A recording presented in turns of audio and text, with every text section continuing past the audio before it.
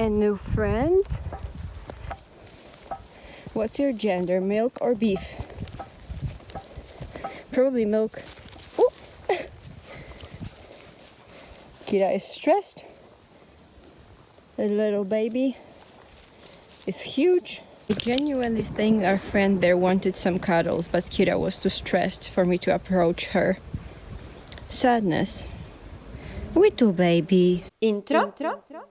Hi. So this whole trip was a mess. So welcome to this as organized as I could make it vlog about love, loss, no, hiking mishaps, snacks, beverages, and also a win or two. I'll start by making myself a beverage, a bubble tea flavor Lisa, which is green tea with jasmine, blueberry boba, blueberry syrup, and some peach syrup. I will superimpose footage of of the places that I was at while the events that I am talking about were happening. I hope everything that I'm saying makes sense. So the first day, by the way, perceive the view. The first day I arrived at Bielsko-Biała with a plan to trek over to Szczyrk, which was like, I don't know, 12 kilometers or something, via two different shelters. And let's define shelter. In Poland there is this Polish tourism, Polskie Towarzystwo Turystyki Krajoznawczej, Polish Sightseeing Tourism Society, and they have this thing where they own private, maybe state-owned, state co-owned shelters in the mountains. That means that these cheap accommodations are in the mountains proper, and that's honestly the best way to travel to the mountains, because then you don't have to go down into any towns and you can just stay your whole trip in the mountains. So here in Beskid Śląski, unfortunately, I learned that barely any shelters, only 3 of them I think, accept dogs on the premises to sleep. I think it's illegal or just not done to prohibit dogs from entering if you just want to eat there. But for sleeping, dogs are really welcome. So my trek over to Szczyrk, which is a town, took me through 2 shelters, one on Klimczok and one on this place. And the first day started mildly unlucky, but I think I ended up in the neutral, because when I was in Bielsko-Biała, I took a bus to the beginning of the trail, and I left the bus 2 stations too early, so I had to, with my fully loaded, super heavy backpack, trek up into the mountains. But on the other hand, there was this Kolejka Linowa, which dogs were welcome on and are like free addition. They are not paid extra to go on. So I think I came out like 0 level in terms of luck on the first day. On the second day, I think I'd say that nothing bad truly happened, because what I had planned was a loop from Szczyrk to the Skrzyczne peak, where there is a shelter as well, and then back to Szczyrk. And it went off without a hitch. At the top of the mountains I met 2 cool girls, Marlene from the Netherlands and Kasia, and they were super nice, and we just went down together, partially because I have an excellent map app which keeps me on the trail. The trails are quite poorly maintained in certain places, like the markings, so it's quite easy to get lost, honestly. Also, my drink for today is Kofola. This is a Czech beverage, clearly Kofola, cola, right? It is mildly cola flavored, but it is a bit bitter and way less sweet than actual Coke is. I'd say it's just better. It has, I think, a little bit of that bread acid kwas chlebowy flavor that Polish people seem to love. Slavic people, clearly, because this is Czech. Clearly. a red trail, and another trail is, you know, here. What color? It's a mystery. If you get really close, you can tell it's yellow, but sometimes one of them is so barely visible that it's very easy to miss. So first 2 days not that bad, but day 3 I leave the place and it turns out that the place that I am staying demands a fee for my dog, which was not really disclosed. I managed to come to an agreement with them and it ended up being fine. But in order to not pay for Kira, I had to give up certain benefits from the booking site that I used, just like logistical difficulties. I've been having it for 3 days so far, so I know how it tastes. It tastes fine. Day 3. This has been by far the unluckiest trip I have ever taken. I would like to start this video by thanking God and Jesus for inventing haps. Haps is in Polish a sound you make when you catch something with your mouth, like haps. That's when you take a bite. That's a haps. And because of that, I am able to survive. More on that later. Hi, this is editing me. I actually forgot to film anything about it, but I had issues with my blood sugar and fell faint one particular day. So snacks is how I survived, basically. This haps is a trail mix. This is it. Almonds, peanuts, and this weird half-popped popcorn, which is delicious. So I'll do a speed run of the misfortunes that fell upon me because there were a lot of them, truly. I have notes to keep track of everything. By the way, I'll show you the stamps that I collect to prove that I've been places. That's what they look like. Anyhow, day 3.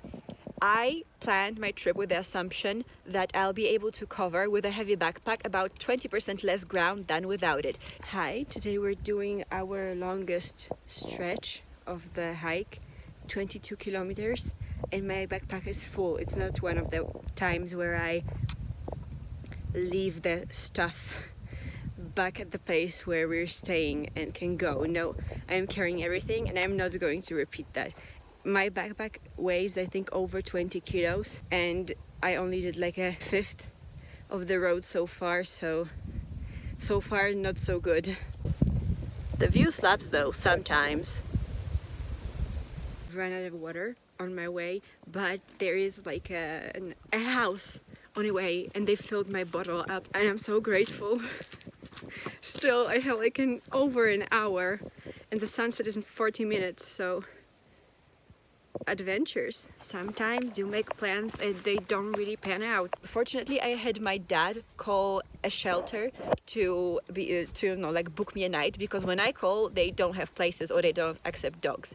My dad, let's say he's a good luck charm, so he booked me a night, and miraculously, so it was like semi unlucky, but I was able to cancel without any fees the hotel that I had booked. Now, day 4 though. Day 4, I forgot to say the most important thing, which is that on my way to Istebna, I lost a small backpack which was attached by clasps to my big backpack, which contained my flip-flops and most of my documents. I reported them missing and now have copies of them, but also my leg turned and my documents were returned to me. They are no longer really viable because I have new ones, but whatever. Keep going. Day 4, I was in Istebna. It started well enough because I had, so in general, the hotels mark their distance from the city center in a straight line, not how long it will actually take you to get there. So my booked hotel was on a hill, and it said that it's only a kilometer towards the city center, but actually it was an hour and a half one way to the place where I had to pick up a package with Kira's food. So I am in Istebna. Kira's food is far away, but my dear of a host volunteered to drive me over to the store and also to pick up my package. everything is great. I came back to the hotel, I ordered some pizza. The pizza I ordered was way bigger than I thought it would be, but it's not really an issue, is it? And then I hear howling.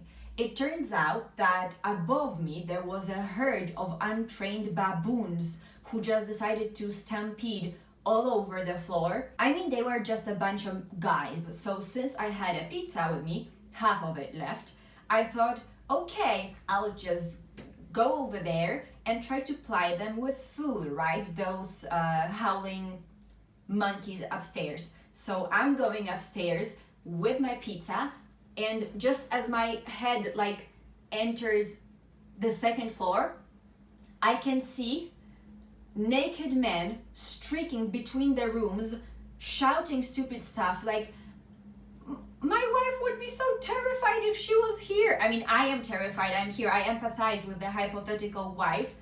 Just naked dudes streaking, ding-a-lings flopping. So I just run back to my room, close my door, and don't leave for the rest of the day. The guys did not really, I mean, I caught eye contact with one of them and they howled because that was the extent of their abilities clearly. And they, ran back to their rooms. I ran back to mine, closed the door, and just prayed that they didn't know where I slept, where my room was. And I don't think they did, but it didn't really stop them from shouting till 4 a.m. At around 3, they started to calm down. But then my dear of a host, who told me that he was going to a party, came back singing some regional songs and waking everybody up and winding them back up for additional hour. I did not really sleep too well. After that, because I was so tired, I decided not to go through the mountains but stick to the roads, and I just count that as a loss because even when the roads are scenic, there are cars passing by. Sometimes there was quite a bit of traffic, but the flip side on the road that I picked was that I passed by a museum of lace. I bought myself a bookmark and just saw some really nice crafts, so that was the flip side of that. That there is my route.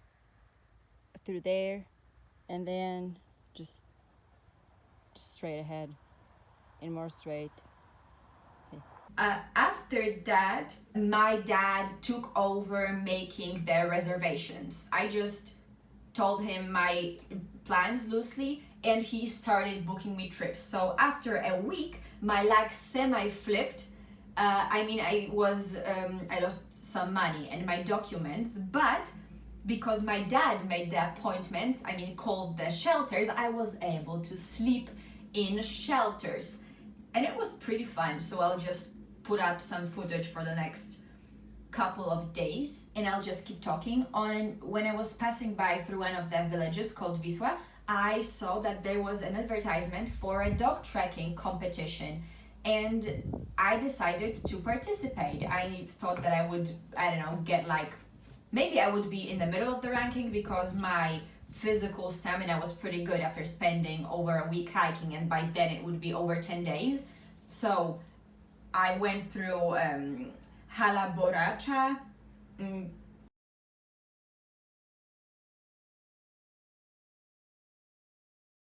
Barania Góra, which is the highest peak.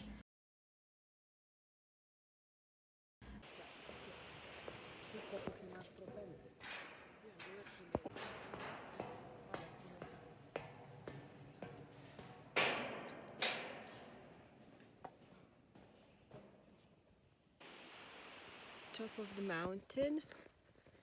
I love how you couldn't see really any scenery, so maybe now is better. Stożek, which is my absolutely favorite shelter in the area. Why is that? Oh, because they had excellent pierogi with oscypek, which is a very fancy, or not very fancy, but very flavorful local cheese. After that, I went to Wisła for the competition and I passed by Chata na Czantory, which is in the Czech Republic. So here is some footage of what it looks like when crossing the border to the Czech Republic.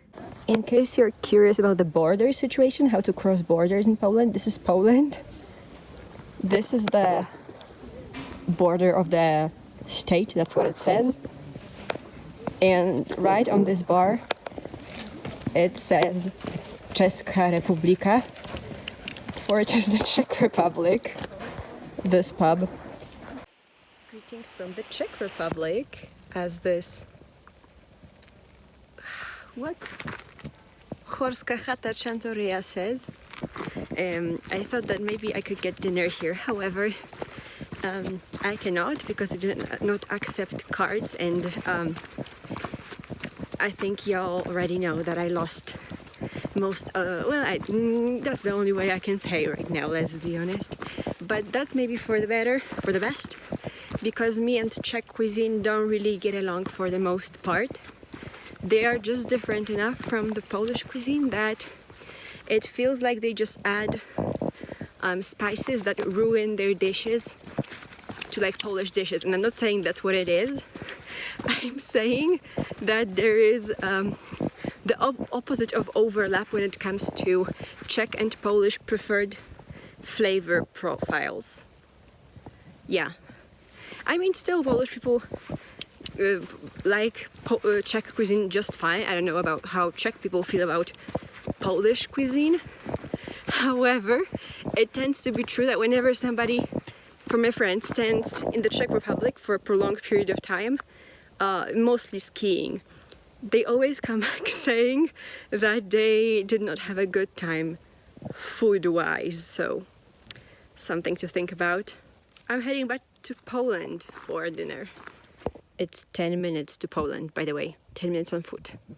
And then the day of the competition was upon us. So yeah, now I am participating in Poland's dog trekking cup with my dog. Picked up my number yesterday, along with some treats and a mini first aid kit. It's kind of complimentary, but I did pay the participation fee, so you know, wish me luck. I hope we'll do well, but because there are some professionals participating, I am actually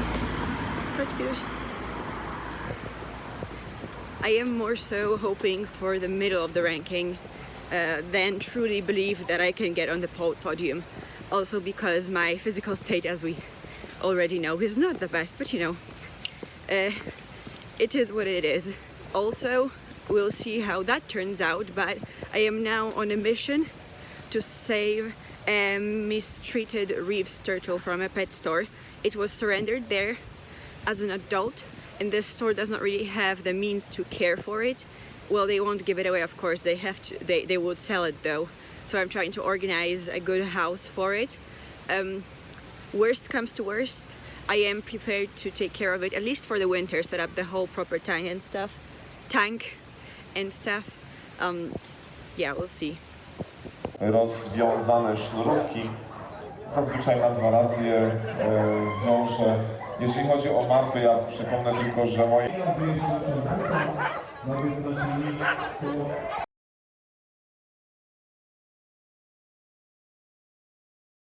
Remember, middle of the ranking and maybe save the turtle?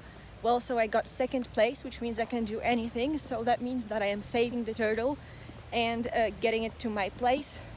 I will start a GoFundMe, because while I can afford upkeep and veterinary visits, I don't have the savings to set up the whole tank. So yeah, crowdfunding to save the turtle indeed. I got help from my friends, some of them online, thanks Aaron, and some other friends from Reddit. The turtle was taken with me to our place. For the last day, my dad joined me. We climbed, where did we climb? Magurka, and went back home. We had a pretty bad weather, like you could tell from the pictures. So on the top of the mountain, we had a snack to feel good. It was the previously mentioned ostipek, which is heated like on a pan and then served with cranberry sauce. So now we are on our way home. Me and the turtle, Donatello, who is going to go to his forever home this week, I believe. I'm so glad that, we managed to do that. Look at him. So beautiful and very, very lively. I was taking pictures for his prospective owner, and he's speedy as heck, just zooming around the carpet. I wanted to put him like on a little table to pose him. Impossible. Guy was just running around. And this is of course just a temporary container where I took him from. There were no proper pet containers, so he has like a hole at the top. He's not going to live there. So I don't know whether that tracks as a particularly unlucky trip. Naked men streaking between the rooms, but you have to take my word for it, that was really mentally taxing. But still, I have to say that the surprise win at the end really lifted my spirits, because of course it did. But yeah, there's that. That's all there is to it. Donatello the turtle is with his forever home. I got a picture of him chilling in his new beautiful tank. Kira is fine. We're both probably planning on participating in the final, which is on the 30th, but that depends on my family and whether we will be able to make a trip of it, because it's super far without a car, which I don't have. I don't have a permit either, but without a car, which I wouldn't have even if I had a permit, I won't be able to get far. Lisa as a drink slaps. All the others did as well. My favorite Kofola flavor was peach. No, not peach, apricot. So if you ever pass by Czech Republic, get some apricot Kofola. Yeah, thanks for hanging out with me. Feel free to check out my social media in the description box. And if you feel like supporting me and Kira, there is a PayPal link in the description. We're now saving for the participation fee in the Dog Trekking Cup final. So yeah, cheers and see you next week. Oh my god, check out the view. How beautiful. Right, Kirusha? Yes, amazing.